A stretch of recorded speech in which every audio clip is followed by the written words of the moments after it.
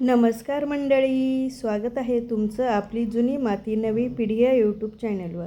तर आज मी बनवलं आहे घरच्या घरी शुद्ध असं तूप।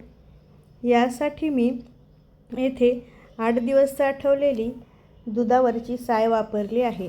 दूध जर योग्य पद्धतीने तापवले आणि त्यावरची साय आपण व्यवस्थित जर साठवून ठेवली तर घरच्या घरी शुद्ध तूप आपण बनवू शकतो, जे बाहेरच्या तुपापेक्षा खायलाही चवीनं छान असतं आणि भेसळयुक्त एकदम शुद्ध। दुधावरच्या साईमध्ये आपल्याला थोडंसं दही घालायचं आहे, त्यामुळे ते छान आंबेल आणि तुपाला चांगली चव येईल आणि त्यापासून बनवलेलं ताकही चविष्ट लागेल।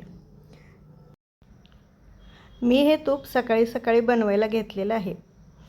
येथे माझी दुधावरची साय भरपूर साठवलेली आहे। हे पहा, पातेलं भरलेलं आहे। मी याला मातीच्या भांड्यात घेऊन रवीने छान आता घुसळणार आहे। रवीने घुसळणार आहे। रवीने बनवलेलं तूप हे रवाळ होतं, दाणेदार आणि रवाळ छान होतं आणि यापासून बनलेलं ताकही चांगलं होतं, पिण्यासाठी अगदी योग्य असतं। उन्हाळ्याचे दिवस असल्यामुळे ताक बनवायला सकाळीच घ्या, कारण उन्हामध्ये जर तुम्ही ताक घुसळायला घेतलं तर आपलं लोणी पातळ होतं। तरीसुद्धा मला थोडासा वेळ झाला होता, माझं लोणी असं घट्ट नाही झालं, थोडंसं पातळ झालं। उन्हाळ्यामध्ये असंच बनतं, त्यामुळे यामध्ये आपल्याला थंड पाणी वापरायचं आहे किंवा बर्फाचे तुकडे, त्यामुळे लोणी चांगलं घट्ट बनेल। येथे मी थंड पाणी वापरलेलं आहे।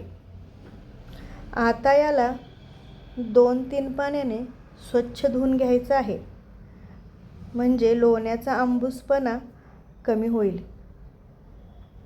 लोणी चांगलं आपलं तयार झालेलं आहे।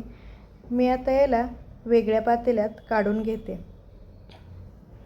हे पहा, भरपूर लोणी निघालेलं आहे। याला मी 2-3 पाण्यानं स्वच्छ धुवून घेते। लोण्याचा आंबूसपणा काढण्यासाठी आपल्याला हे धुवून घ्यायला लागतं आणि यापासून ताकही चांगलं बनतं। येथे माझं तयार झालेलं आहे।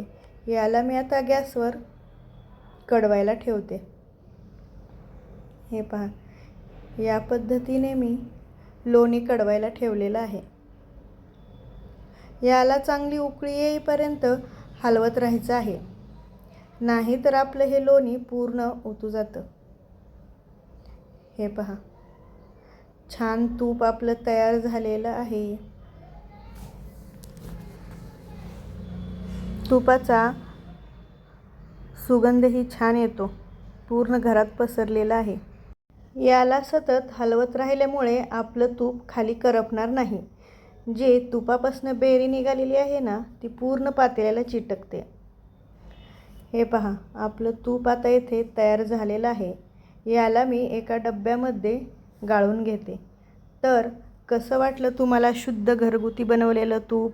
आजचा व्हिडिओ तुम्हाला आवडला असेल तर आपली जुनी माती नवी पिढी या यूट्यूब चॅनलला सबस्क्राईब करायला विसरू नका। धन्यवाद।